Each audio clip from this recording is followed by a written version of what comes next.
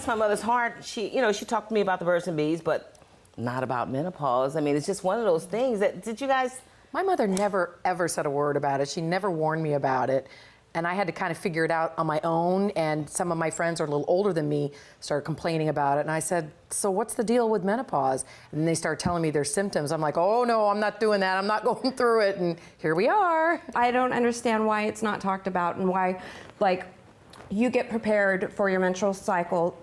Your mother talks to you about it, tells you what's going to happen, how your body's going to change, but they don't talk about how it's going to change again later in life. It's just not talked about. Right. It's a taboo subject. That's crazy. It is. There's like a stigma attached to it. And even younger women, when you mention menopause, they're kind of like, ugh, they don't want to discuss it. Exactly. My mom never talked to me about it. I only noticed when all of a sudden she changed. And she was having hot flashes and acting crazy. Wow. So that's the only thing I knew about menopause, was that you're gonna get crazy and hot. Be a hot mess. But those days are gone, and we're gonna have an open discussion on the balancing act because the doctor is in the house. He's my friend at this point. Rejoining us now on the show for our series of reports, Take Back the Bedroom, is our resident sexuality expert, board-certified gynecologist, Dr. Michael Critchman, a renowned doctor of sexual medicine and co-author of The Sexual Spark. Welcome back. Great to be here. Great to have you. All right, so this is something that I think is huge to talk about. You heard those ladies. We've gotten better, but we're not there. It's still a taboo. Well, I think you're right. So many women think that menopause is like their grandmother's menopause. An old, rickety old lady sitting on a bench, rocking her life away. But it's not like that. As women age, they're vibrant, they're sexy.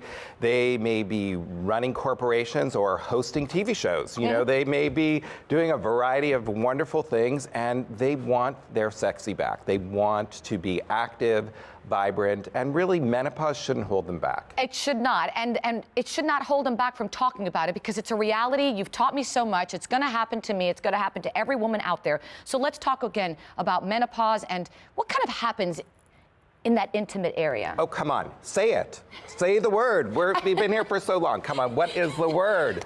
What happens to the vagina? There. Wasn't the worst thing in the world, right? No, it wasn't. After so many segments with you, I should be okay with it, but even I still shudder. Well, I think that says something really important. We're now breaking the conspiracy of silence as we get more comfortable, as people are volunteering information, and it becomes to the forefront of concerns. I think we're becoming more comfortable, both the clinician, the doctor, as well as the patient. So we have to ask, and we have to tell patients that they need to tell. It's important to know that the vagina and vulva, we can say that word too, right? We can. I'm glad you said it. Say it. Vulva. There you go. Okay, so those things change. The hormones decline and they become irritated, red. They can become really painful. And really, it's not the way a woman should be spending 40% of her life. Right.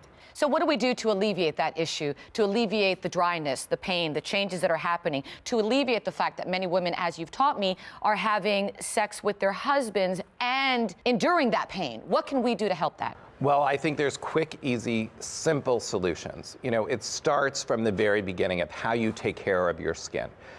We take care of our face, we use special products, natural cleansing, we have a protective oil barrier on our skin, and it's the same thing for the vulva and vagina. So we need to choose products that have excellent ingredients, things like Lubrigen cleansing lotion. It's not foamy. It doesn't have lauryl sulfate, that foamy, harsh detergent. Which makes it worse. Right, and it strips away the natural protective oils.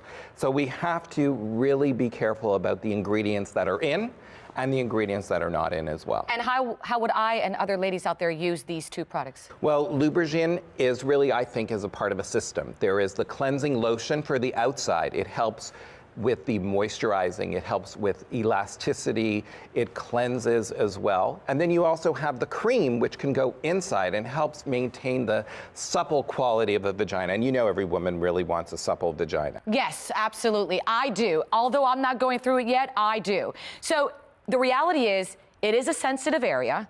It is an area that no matter what, will be affected, and we need to use something sensitive to take care of the issue. Right, and I think women need to be empowered to make good decisions.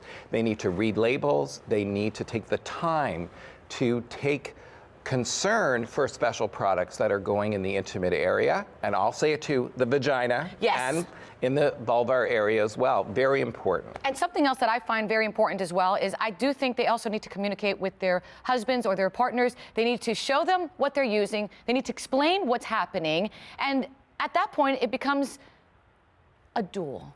Husbands, partners want to maintain that intimacy. They can understand. And they can understand. And then it gets even better in the bedroom. Right. Thank you so much, as always. I've had so much fun with you. All right, I'm going to say the word one more time. Ready? Okay, we'll say it together. Vagina. I love you. All right. By the way, real quick, for information on Lubrigent Cleansing Lotion, where do we go, doctor? You can go to lubrigenusa.com. All right. You can also go to our website, thebalancingact.com. My grandmother in her grave. Oh, my gosh!